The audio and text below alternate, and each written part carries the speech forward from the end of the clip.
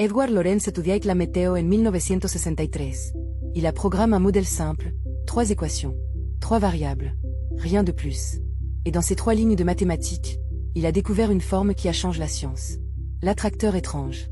Un papillon dessine par les équations elles-mêmes. Le modèle de Lorenz décrivait grossièrement un fluide qui se réchauffe par le bas. 3 variables. La vitesse de la convection. La temperature horizontale. La temperature verticale. Rien de compliqué. Juste 3 équations différentielles couplées. Mais ce qui est sorti de ces équations était inattendu. Si tu traces la trajectoire dans l'espace des 3 variables, elle ne se stabilise jamais. Elle ne tourne pas en cercle non plus. Elle dessine 2 lobes, comme 2 ailes de papillon. Et la trajectoire saute d'une aile à l'autre, jamais selon un rythme périodique. Toujours nouvelle, jamais répétée. Cet ensemble vers lequel toutes les trajectoires convergent est ce qu'on appelle un attracteur étrange. Étrange parce qu'il a une structure fractale. Sa dimension n'est pas un nombre entier. Elle est entre 2 et 3. Comme une feuille froissée qui occupe un volume sans être tout à fait un volume. L'attracteur de Lorenz est borne.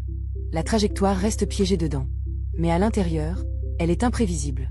2 trajectoires qui partent infiniment proches s'écartent rapidement et finissent par être complètement différentes. C'est la signature du chaos. L'ordre dans le mouvement, le désordre dans le detail. Lorenz n'avait pas cherché le chaos. Il étudiait la météo. Il a redécouvert un type de comportement que Poincaré avait entrevu en 1890. Mais que personne n'avait su explorer. Avec l'ordinateur, Lorenz a pu visualiser ce qui était resté abstrait pendant un siècle. Le papillon qu'il a vu dans son écran a fond d'une nouvelle science. Il y a quelque chose de profond dans cette découverte. La complexité n'a pas besoin de complexité. 3 équations simples suffisent. Le chaos n'est pas le contraire de la simplicité. Le chaos est ce que la simplicité produit quand on lui laisse du temps. L'univers est plein de papillons caches dans des équations courtes. L'attracteur de Lorenz est devenu un symbole.